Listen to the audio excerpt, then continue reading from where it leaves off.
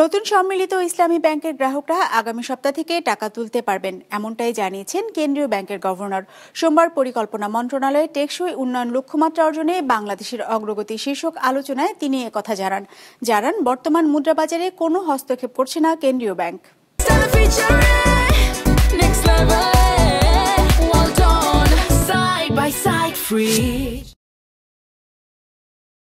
আর্থিক সংকট থেকে উত্তরণে শরিয়াভিত্তিক 5 ব্যাংককে একীভূত করে গঠিত হয়েছে সম্মিলিত ইসলামী ব্যাংক। ইতিমধ্যে শুরু হয়েছে ব্যাংকটির কার্যক্রম, তবে এখনও টাকা তুলতে পারছেন না গ্রাহকেরা।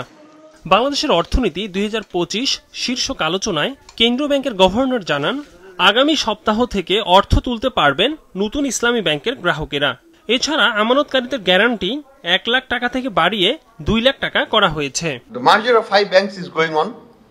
So far so good. We'll be starting disbursements of the minimum, the deposit guarantee part of it, which we have increased from 1 lakh to 2 lakh, and that will be we disburse it from probably next week. Governor আরও জানান, $3.5 billion বিদেশি দায় পরিশোধ জমেছিল। দীর্ঘদিন পরিশোধ না করায় LC খোলার গ্যারান্টি সুবিধা কমে যাচ্ছিল। দেশীয় ব্যাংকগুলোর জন্য বাণিজ্য কঠিন করে দিচ্ছিল বিদেশি ব্যাংকগুলো।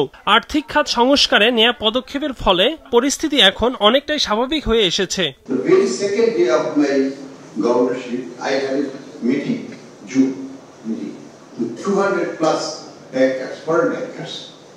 যারা আমাদের সাথে বাংলাদেশের সাথে ট্রেড ফিন্যান্সিং করে, একটাই উদ্দেশ্য, to convey to the message that yes we have problem, but Bangladesh has been a trusted partner, a trading partner.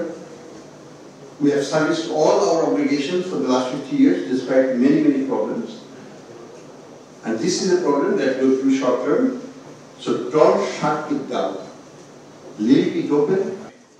সুদ হার বাড়ানোর ফলে মূল্যস্ফীতি কমেছে দাবি করেন গভর্নর। জানান, বর্তমান মুদ্রাবাজারে কোনো হস্তক্ষেপ করা হচ্ছে না। বাজেটে সহায়তার জন্য টাকা ছাপানো বন্ধ রয়েছে। There is no interference in the foreign exchange market. There is no interference in the exchange interest rate market. Everything is based on market principles. We do not interfere with any of the price discovery mechanism that the market sets for itself.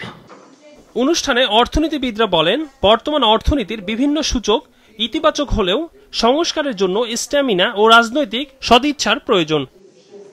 Ekramul Islam Khan, business report, Maasranga television.